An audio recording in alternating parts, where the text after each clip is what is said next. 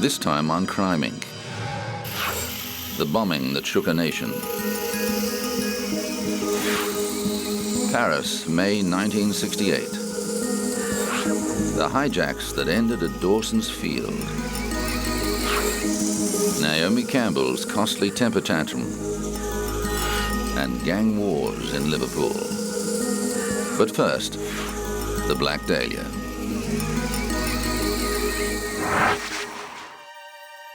In the 1940s, countless wannabe movie actors flocked to Hollywood, the dream factory with stars in their eyes.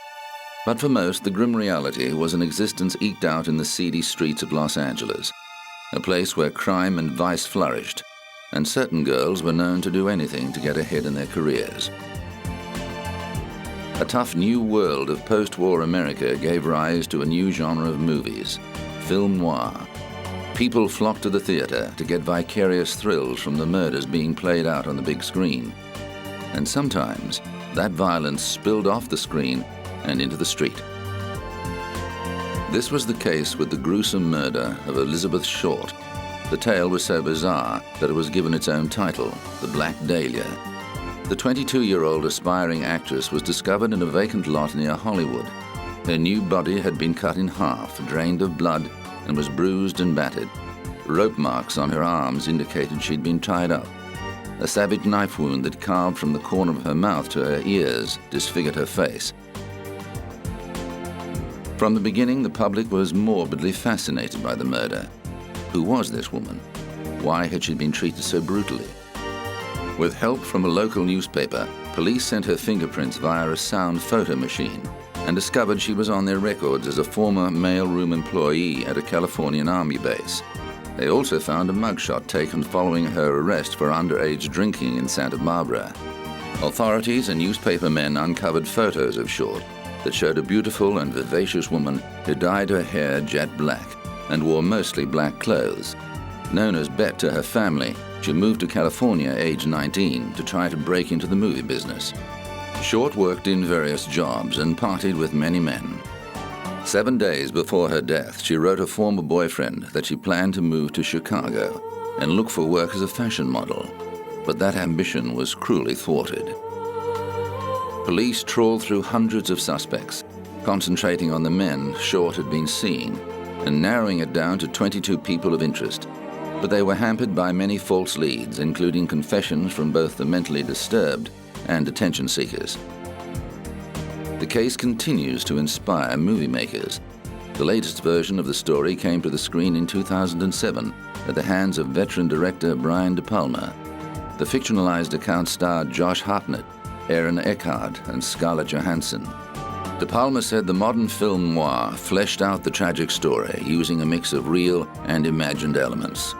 Well, you have to keep the kind of interlocking storylines, and they are very complex because one thing reveals something about something else, and you have to find images that hook into the audience's mind, like Gwyn Payne, in which I found that old silent movie where you saw the Hugo story brought to the screen. So you have that image of that leering face that's going to pay off later in the way that the dahlia is cut across the mouth.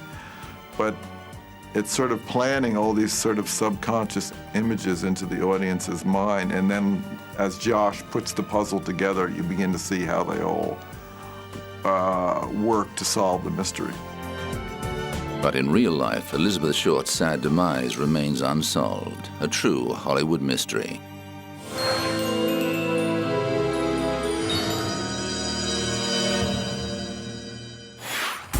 On April the 19th, 1995, former U.S. Army soldier and decorated veteran of the First Gulf War, Timothy McVeigh, demonstrated his hatred of government authority by detonating a 5,000-pound truck bomb outside the Alfred P. Murrah Federal Building in Oklahoma City.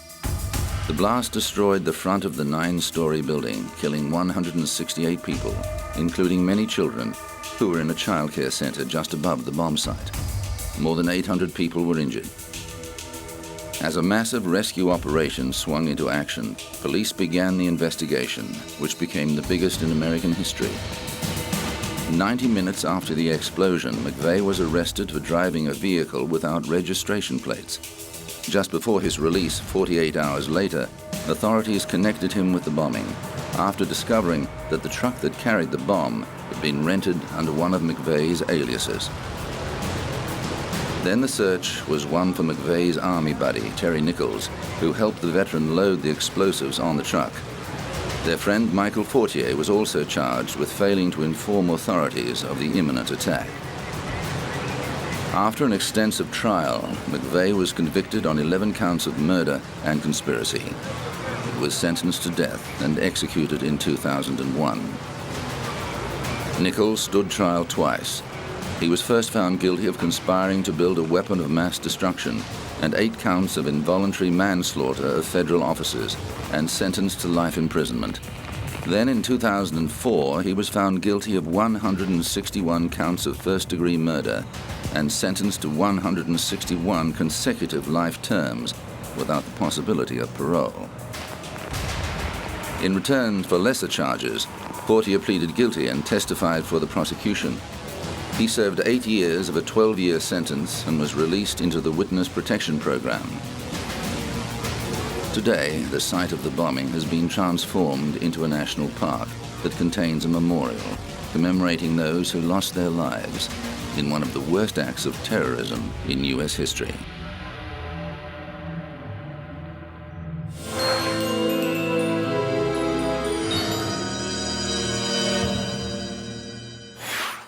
Legendary French statesman Charles de Gaulle was renowned for his wartime heroics and strong leadership as President of France in a time of great turmoil and change. But as the 1960s wore on, his heavy-handed style did not sit comfortably with thousands of radicalized students and intellectuals who were chafing at the restrictions and prejudices of the previous generation. In May 1968, discontent erupted in Paris. By the time it was over, France had been transformed. The problems first surfaced in March of that year, when a group of students, poets, and musicians occupied an administration building at Nanterre University to protest against class discrimination and university bureaucracy. They surrendered without incident, but unrest continued to build until it spilled into the streets 2 months later. After a rowdy protest, police fired tear gas into a crowd of students at the Sorbonne University and were forced to arrest hundreds of people as students flocked to the site in solidarity. Schools and universities across the nation were shut down and put under police guard.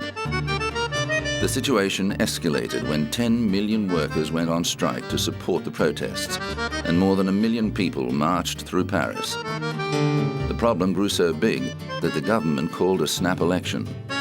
At one point, de Gaulle was even forced to seek refuge at a German Air Force base.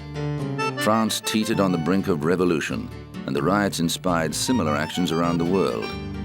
Finally, the situation dissipated, and police withdrew from the universities. Students quickly occupied the Sorbonne again until police retook it on the 16th of June. De Gaulle won an overwhelming victory at the subsequent elections, but his presidency had been fatally weakened. He resigned in 1969 and died suddenly in 1970, 2 weeks before his 80th birthday.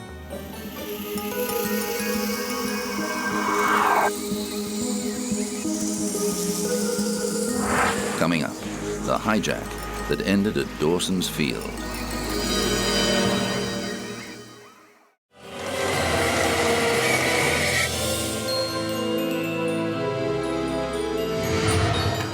It became known as Black September. The month of the lives of hundreds of aeroplane passengers lay in the balance. More than 300 people were taken hostage when Palestinian extremists hijacked 4 airliners between September the 6th and September the 9th, 1970. 3 of the flights landed at Dawson's Field, a desert airstrip the militants renamed Revolution Airport. On September the 12th, they blew up the 3 aircraft to demonstrate their resolution, moments after the last 40 passengers left the aircraft. The dramatic footage of massive jet fuel explosions and billowing smoke mesmerized the world television audience and put greater pressure on the affected governments. The People's Front for the Liberation of Palestine, a segment of the Palestine Liberation Organization, said it had taken the drastic step because it believed military action was about to be launched to retake the plains. The guerrillas were constantly battling Jordanian forces in the streets of Amman, with the hotel housing most of the hostages taking heavy fire. Although the terrorists had successfully captured 2 flights, with the third brought in later by an unaffiliated sympathizer, 2 hijackings did not go as planned. The taking of LL Flight 219 was foiled when pilot Uri Bar-Lev put the Boeing 707 into steep nosedive and threw the 2 terrorists off balance. The flight landed safely at Heathrow, where Layla Khaled was taken into custody. The other would-be hijacker, Patrick Arguello, died from injuries received during the struggle. A 4th flight refueled in Beirut, where another 9 militants boarded the plane and diverted to Cairo after its pilots successfully convinced the hijackers that the 747 was too big to land in the desert. It was wired with explosives and blown up a few moments after the passengers disembarked. The PFLP's demands included the release of Layla Khaled and Palestinian prisoners in Germany, Switzerland, and Israel within 72 hours. At a press conference in Amman, the Marxist-Leninist group transfixed the world as it outlined its manifesto. To make it clear to the whole world that PFLP is not a bloodthirsty organization, we have released all women and children and sick gradually since the first day.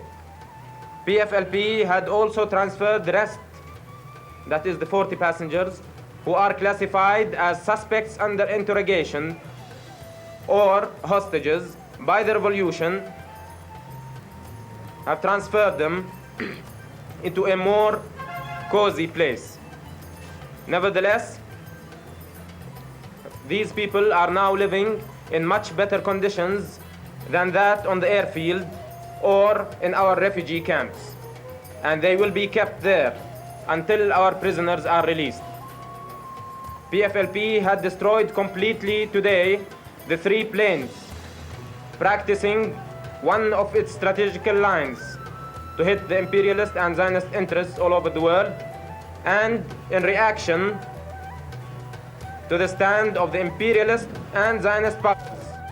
Behind the scenes, there was tension between allies Britain and the United States after British Prime Minister Edward Heath decided to secretly negotiate with the terrorists. US President Richard Nixon, on the other hand, favored direct military action. He instructed his Secretary of Defense, Melvin Laird, to arrange for PFLP positions to be bombed in retaliation for the hijackings. However, Laird told his president inclement weather made this impossible. He later admitted that this was an excuse to avoid carrying out the order, as he thought it would damage American interests given the country was already fighting a debilitating war in Vietnam. Nixon also announced that armed air marshals would travel on US commercial flights and that security would be stepped up at US airports.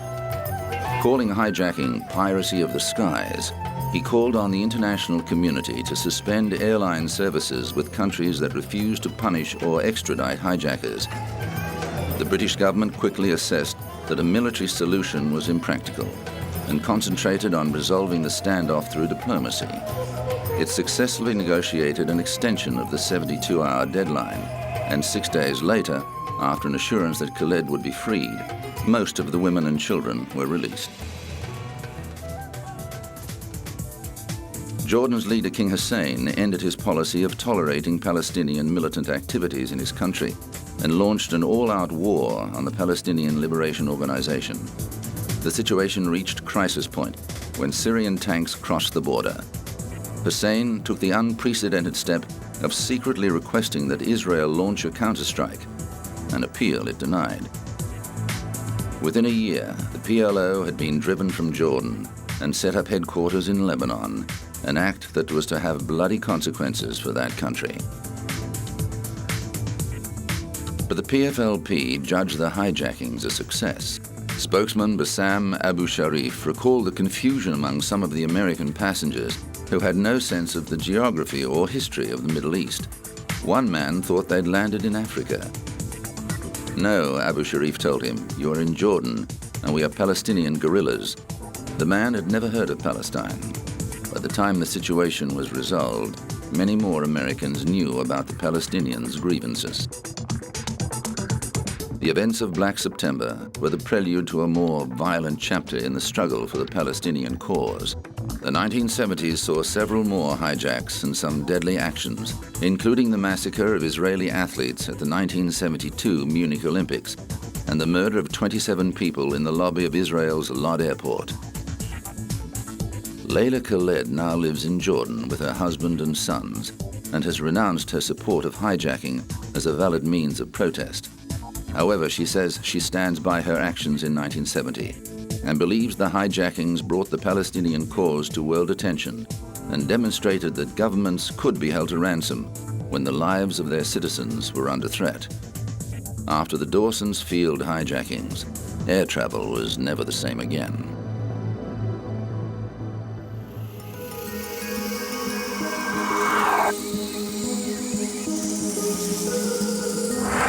Coming up, Naomi Campbell's costly temper tantrum.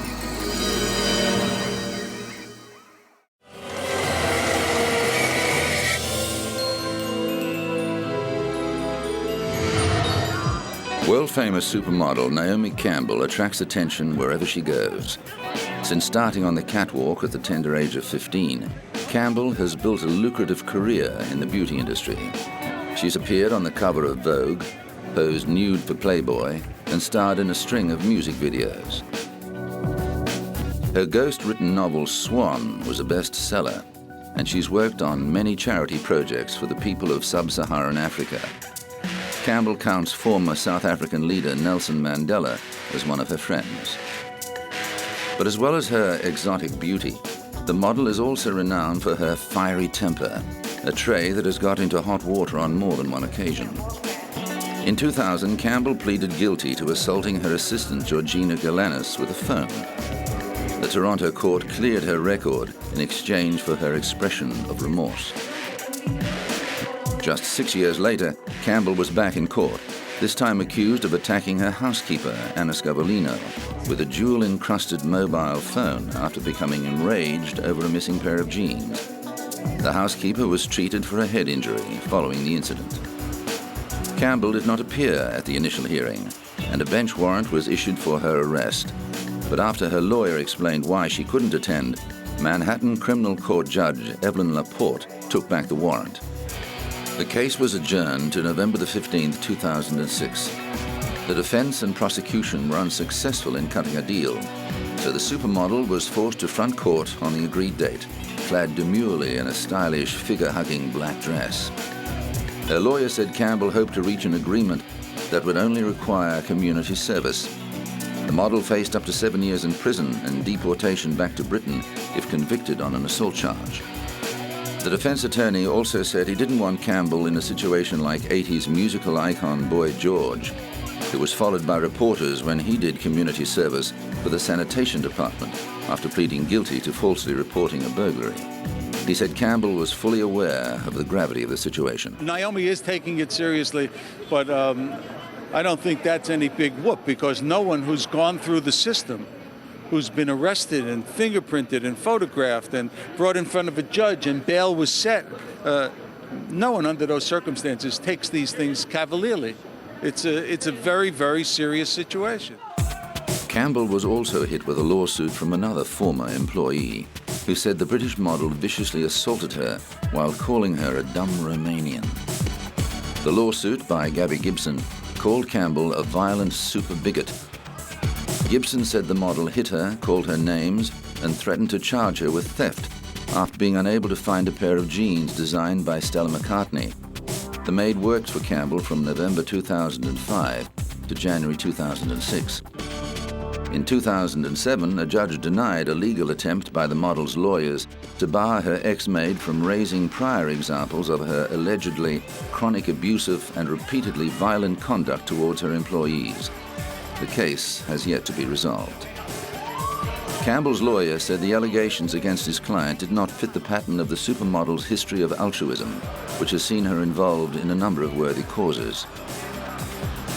But she's also constantly contributing to the public at large, whether it be cancer research or whether or not it be AIDS research or whether or not it be for for providing for underprivileged children, like the Nelson Mandela Children's Fund. All over the world, she has done a magnificent job to circumvent all of that and suggest that she's a discriminating individual or a hateful individual is just absurd. It just doesn't fit within the fabric.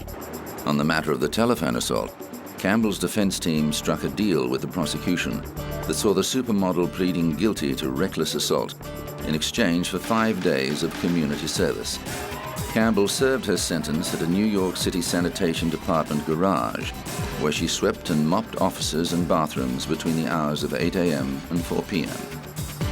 Campbell was also ordered to pay her maid's medical expenses and to attend a 2-day anger management program. But just a year later, Campbell was banned from flying on British Airways after an incident at Heathrow's Terminal 5. The 37-year-old model was arrested on suspicion of assaulting a police officer and later released on bail after being removed from a flight to Los Angeles.